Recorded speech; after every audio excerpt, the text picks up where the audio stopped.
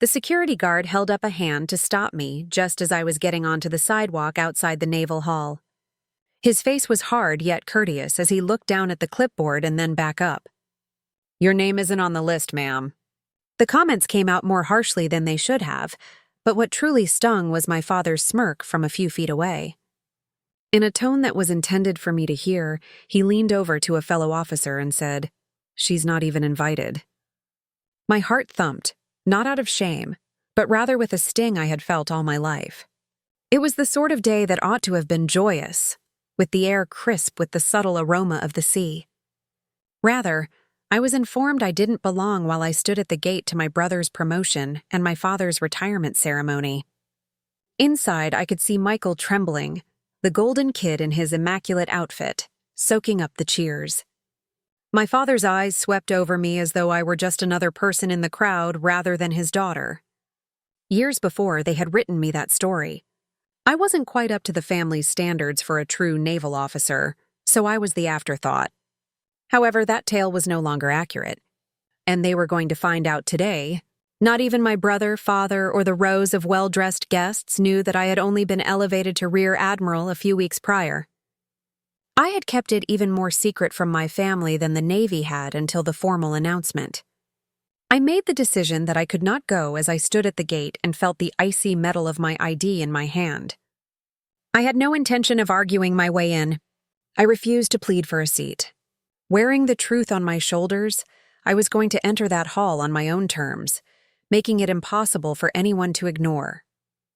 And when I did, my identity would be unmistakable. In Coronado, where I grew up, military duty was not only revered but expected, and the sound of taps from the naval base could be heard in the ocean air. Without speaking, the presence of my father, Captain Daniel Hayes, could fill a room. Disciplined tradition, and the kind of command that comes from standing on a ship's deck with the wind in your face, were things he believed in. That vision was a fantastic fit for my brother Michael. He was boisterous, athletic, and appeared destined for uniforms from the moment he could walk. I was unique. I preferred puzzles to parades and books to baseball games. I was in my room studying old war strategy maps and learning how to crack codes while Michael was out collecting trophies. My father never chastised me for it, but whenever he looked at me, his eyes were always detached. Strength was important to him. I was a series of silent triumphs that he never appeared to notice, and you could see successes that you could take pictures of. That disparity was always brought to light at family get-togethers. The backyard was transformed into what may have been a triumph parade when Michael entered the Naval Academy. My father smiled as if the war had already been won while the grill-smoked veterans exchanged tales. I had won a national cyber defense competition 3 days prior. But when I brought it up, Dad nodded and said, "That's nice, Rebecca, but it's not a commission." It wasn't just the words. It was the way moments like that piled up over the years. Photos where I stood just out of frame, holiday toasts that skipped over my name, stories told to guests about the Hayes family's real naval legacy that somehow always ended with Michael. There was one moment I'll never forget. I was home on leave the year I made lieutenant commander. My father was talking to an old friend in the kitchen, unaware I was in the hallway. "Rebecca's smart," he said, "but she's not a war fighter." I recall seeing how deeply ingrained his idea of worth was as I stood there with my promotion orders still in my backpack. He wasn't trying to be harsh. It was only a fact to him. Instead of sitting in a quiet room with flashing screens and confidential papers, he believed that leadership meant being on the front lines. I discovered that I would have to wait a lifetime to be recognized. I therefore gave up attempting to win it from him and made the decision to develop a profession that was valuable without his approval. There was a price for that decision. Knowing that those closest to you have never really understood who you are can make you feel lonely. Strangely enough, though, it also granted me freedom. I could choose my own path without being constrained by their expectations. I didn't have to go to Michael's arena to compete. My own battleground didn't like the one my father revered in the least. It needed a different type of strength, was more complicated, and was quieter. I knew I had one, but he never inquired about it. I didn't jump into the limelight when I joined the Navy. I stayed out of the spotlight and decided to pursue a career in intelligence, where accuracy was more important than parade routines. At a family cookout, you couldn't describe that kind of work. The specifics were hidden behind locked doors and clearance levels. I gained experience identifying dangers before they became real during my first posting with a tactical data team aboard the USS Roosevelt. Because I saw patterns that others missed, I was dubbed the Watchtower. I was promoted before my time because I was correct, not because I was noisy. Iron Shield was the name of one of my first significant activities. Signals that we intercepted pointed to an attempt to get past a carrier strike group's cyber defenses. If the attack had been effective, a ship with more than 5,000 people on board would not have been able to navigate. In order to keep the attackers unaware of our presence, my team worked 36 hours tracking the source while hiding our defenses. The carrier continued to sail as though nothing had occurred. The admiral in charge shook my hand in a secure chamber where no cameras were permitted, but the rest of the world was unaware of it. Then Midnight Falcon appeared. An unidentified freighter carrying a hazardous load of radioactive material was flagged by intelligence in the Pacific. I coordinated a joint operation with MI6 and the Australian Naval Forces in a matter of hours. We neutralized the threat, got on board the ship in international seas, and avoided an occurrence that would have led to a global crisis. After the event, I recall standing on the deck and enjoying the sunrise over the water, confident that our recent actions would never make the news. Nevertheless, I didn't think a headline was necessary. And there was the mission, which is still gnawing at the back of my mind. With their communications jammed and the extraction window closing, a SEAL unit had been caught down in a dangerous area. Silent Echo was the name of the operation. In order to provide them with the coverage they required to find their way to safety, I redirected a surveillance satellite from another theater. No one asked how they had survived or mentioned my name when they returned to friendly territory. The nature of the work was that. It was someone else's credit if you were successful. You might never get the opportunity to explain if you failed. My father frequently remained silent when I mentioned each of my rapid advancements in a brief email to my mother. The family Christmas card featured glossy pictures of Michael. If at all, I received a 2-line mention. In a private ceremony attended by a few senior officers, I was wearing the rank of Rear Admiral at the age of 37, with a star discreetly affixed to my uniform. No public announcement, no champagne. The tale was not to be made public, but the orders went into action right away. Knowing that my own family still thought I worked in an office moving documents, I left the ceremony with my new status. I briefed high-ranking authorities who trusted me with decisions measured in human lives, but they were unaware that I managed real-time activities across numerous continents. To them, I played a supporting part in the story of the Hayes family, reporting while Michael conducted the actual work. It was an odd combination of pride and self-control. I was aware of my accomplishment. Since my team had done our work, I was aware of the people I had assisted, the catastrophes I had averted, and the lives that had been saved. However, I was also aware that most of those triumphs would only ever be spoken in a private setting. I kept commendations and medals in a locked safe that I was not allowed to show off. Silence was the foundation of my job, and it had become second nature to me. Nevertheless, some times were piercing. A handwritten message from a 4-star admiral expressing gratitude for my consistent, high-caliber, outstanding service. A silent salute from a SEAL I had aided without ever having met him. More important than any public acclaim were those times. Even though no one outside those walls ever knew, they were the evidence that the endeavor was worthwhile. I never discussed any of it with my family, not because I didn't want them to know, but rather because I had given up on them understanding. My service was designed to be invisible, and they evaluated it based on what they could see. However, as the years went by, I began to question whether it had gotten too simple to remain unseen. And whether they were prepared for it or not, I knew in my heart that the truth would eventually enter the room. The event day was clear and crisp, with the air feeling almost ceremonial on a spring morning. Wearing a tan trench coat over dark pants and a basic blouse, I arrived early and blended in with the crowd of people making their way to the door. With the silver stars still in their protective fabric, My outfit was perfectly pressed and folded in a garment bag in the back seat of my car. The young security guard at the gate looked over the list, gave me a kindly apologetic look and shook his head. There was no mention of my name. To let me see for myself, he even flipped the tablet. I learned everything I needed to know from the little list. My brother Michael, his wife, and my mother and father Rebecca Hayes know.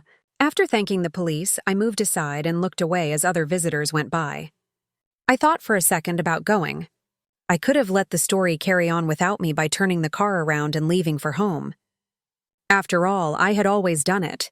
Something inside of me, however, would not go away as I stood there listening to the distant sound of laughing coming from inside and the faint buzz of voices. In addition to being my family's event, this was also my name, my life, and my career. Like I was timing myself for something I had been looking forward to for years, I walked slowly and steadily back to the parking lot. As I opened the trunk, the sun glinted off my car's chrome trim. Using both hands, I carefully unzipped the clothing bag and placed it across the back seat. Every seam was straight, every fold was precise, and the white garment shone against the black interior. I clothed each one individually, tying the buttons as though sealing the years of silence and labor sacrifice. Last were the stars. The weight of everything I had done and everything they had decided not to see was borne by 3 gleaming silver stars. I pinned them in place, and I immediately noticed a change in both my appearance and my posture. For a while, I sat in the driver's seat and gazed at my image in the rearview mirror. The woman looking back at me was the same one who had lived in windowless, locked quarters for years. The same one who had missed holiday speeches and family portraits. However, she was now in the plot, unavoidable and impossible to remove. I opened the door after taking a deep breath. My heels made a steady, certain sound as they hit the concrete. I didn't enter to start a fight or to demand an explanation. They were going to see her for the first time when I walked in to take my place, not as the sister or the daughter, but as Rear Admiral Rebecca Hayes, United States Navy. Portraits of men wearing gold braids lined the corridor leading to the banquet hall, their gaze fixed ahead as though watching over the space beyond. With my cover angled just above my forehead, I passed them without slowing. The weight of the stars, which both lifted and grounded me. A string group inside was wrapping up a gentle performance of anchors, a sound that permeated the silent chatter of hundreds of visitors. As soon as the MC's voice reached the microphone and called for all of the Hayes family officials to join the front row, I entered the back of the hall. Heads turned toward the anticipated few, and chairs moved. The white uniform in the aisle was then observed by someone. The first Navy SEAL noticed me, and a flurry of whispers spread across the gathering. His voice broke the murmur, and his eyes grew wide. Hayes Admiral, front row. He was first, followed by the folks next to him, and then a whole sector. Like a bomb, the sound echoed around the room. In perfect harmony, 300 SEALs stood up. Under the arched ceiling, metals gleaming in the light, the scrape of chairs on the polished floor reverberated. Their arms were by their sides, their backs were straight, and their voices reiterated the order. Hayes Admiral, front row. I took my time. I didn't acknowledge my brother's expression of blank disbelief or gesture at the shock that had frozen my father mid-tea. The crowd parted as though this had been practiced, and my shoes clicked steadily against the floor as the aisle opened up in front of me.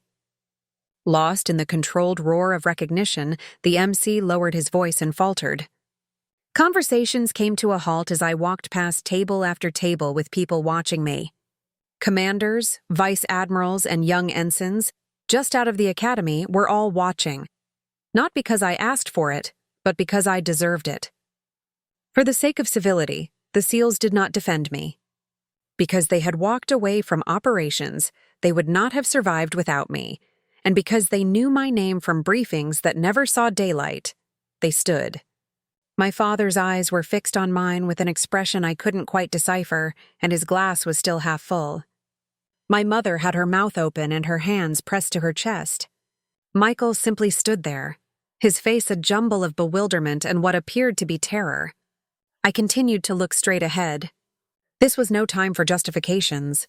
Upon arriving at the front row, the cops there silently moved aside. I took my spot and sat with my cover neatly in my lap.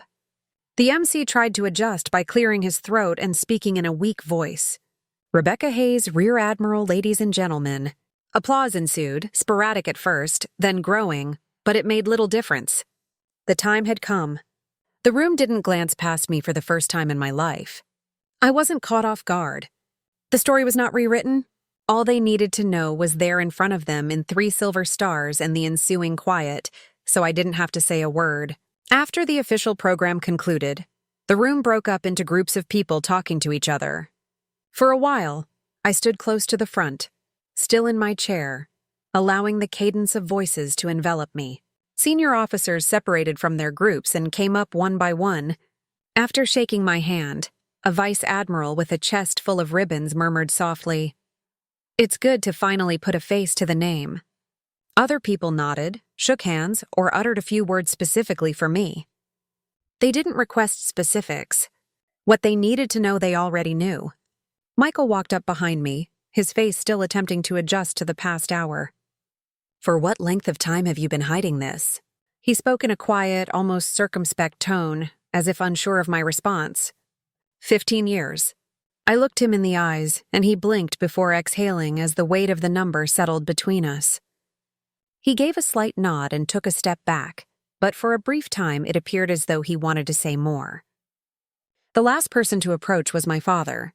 He was silent for a moment. He simply stood there in full costume staring at me. His eyes followed the medals, the stars, and the lines of the garment. At last he nodded once slowly. It was something I had never seen him do before, yet it was by no means an apology. Words could not have conveyed the acknowledgement that was included in that nod. He didn't have to express his pride to me. It was the first time he had really seen me, that silent nod. There was no great reconciliation. It bridged a gap that had been there for as long as I could remember, but it didn't take away the years of being ignored. I remained for a while longer as the crowd dispersed, and the sound of glasses clinking subsided. The transformation felt permanent, even though the time had already passed. I didn't feel like I needed to prove anything for the first time. I entered on my own terms, and I was departing in the same manner. I pulled into my parents' driveway 6 months later. The same brick house that had withstood farewells, homecomings, and deployments for decades. Inside, the air was warm and familiar with the smell of my mother's roast. The showcase cabinet caught my attention as I passed the living room. One of my medals, with its ribbon neatly arranged and the silver gleaming in the sunlight, was placed front and center where Michael's Academy photo had once been. That night's dinner felt unusual. Not in an evasive, courteous manner, but with genuine interest. My father inquired about the logistics of a recent operation. My mother was curious about the experience of managing a command team that was dispersed across countries. Michael, who was seated across from me and had his fork paused in mid-sentence, inquired about my ability to cope with the stress of knowing that my calls were life or death. There was no teasing, no abrupt change of subject. They paid attention. Michael stayed after dessert while my parents cleared the table. When he talked, his voice was low. "I've always believed that I must remain ahead of you. Being the brother who couldn't keep up was not something I wanted to be."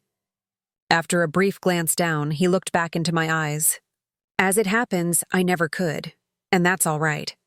I grinned because I now realized that we had been bearing different burdens all along, not because I was discounting what he had said. I pondered about the medal in the cabinet on the way home that evening. Yes, it was a symbol of acknowledgement, but it wasn't the thing that gave me a sense of completeness. Months before it had happened when I entered that hall. Not for them, but for myself. I hadn't waited for approval before taking my spot.